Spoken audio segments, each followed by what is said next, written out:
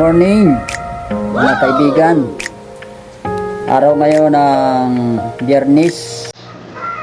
Mayroong Bible study ngayon sa lugar na ito na ating gagawin. Pagkatapos po ng Bible study, mamimigay po tayo ng bawat isa sa kanila ng isang bigas. Yan po, bigay po natin ito sa bawat isa, at saka isang ito po, sutanghon,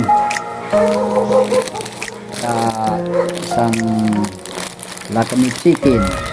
Ito lang po, sabihin bawat isa po ay mayroon ganito yung ating ibibigay sa kanila mamaya po pagkatapos ng Bible study, para pag-uwi nila mayroon na silang pangluto. Okay, mamaya po pagkatapos ang tabayanan po, at pagkatapos po ng Bible study, yan po yung kanilang matatanggap at maiuwi sa kanilang tahanan.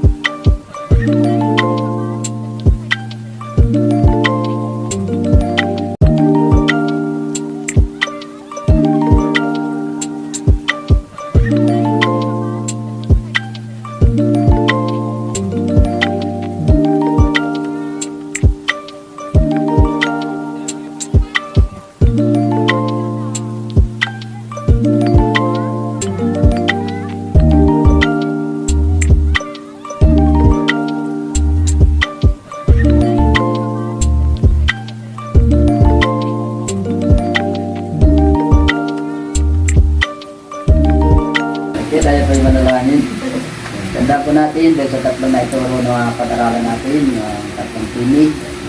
Dapat ay nakatunin tayo lagi sa tuwag at sa salita. Tayo ay lagi nakatintay sa salita. Eh, salamat na bilang sa oras na ito. Marami ka pong nagsirit sa amin. Mga bagay na nararamdaman ko namin pahalagahan. Maging alerto kami sa inyong salita. Hindi sa mga gawa ng kahapon. Maging matagumpay Diyos, tunay lamang na nakasinto ang aming pagdinig sa inyong salita. Ang Diyos, kami na patuloy na tumakas, patuloy kami maging matatag. Salamat Ama sa oras na ito at hindi na kami ng mga na ito.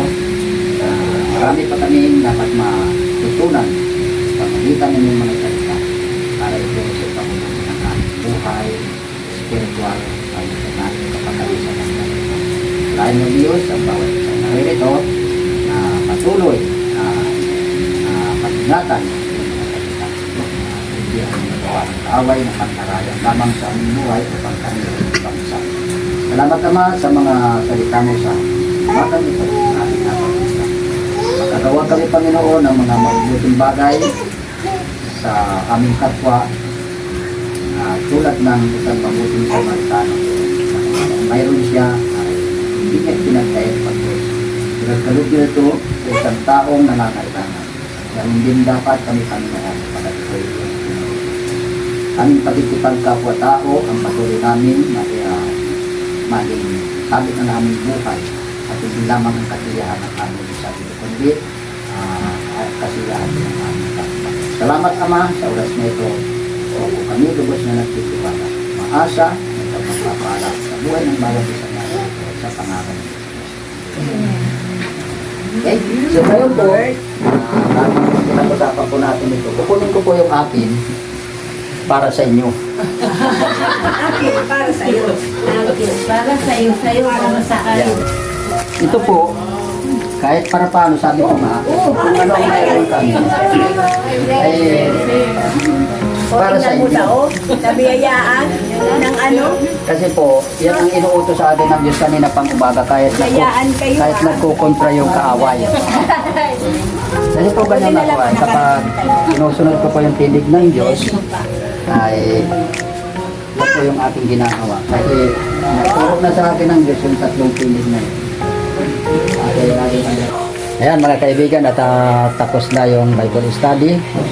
At tayo po ay nakapamigay na sa kanila ng konting tulong para meron silang makain pagdating ng kanilang tahanan. Salamat at patuloy na suportan mga kaibigan ang Team Kalingap sa pangunguna ni Kuya Bal Santos Matubang, Kuya Rab, at Edna Vlog. At siyempre, subscribe din ninyo mga kaibigan YouTube channel Kuya Misty Lolong Vlogger. Bye bye, God bless.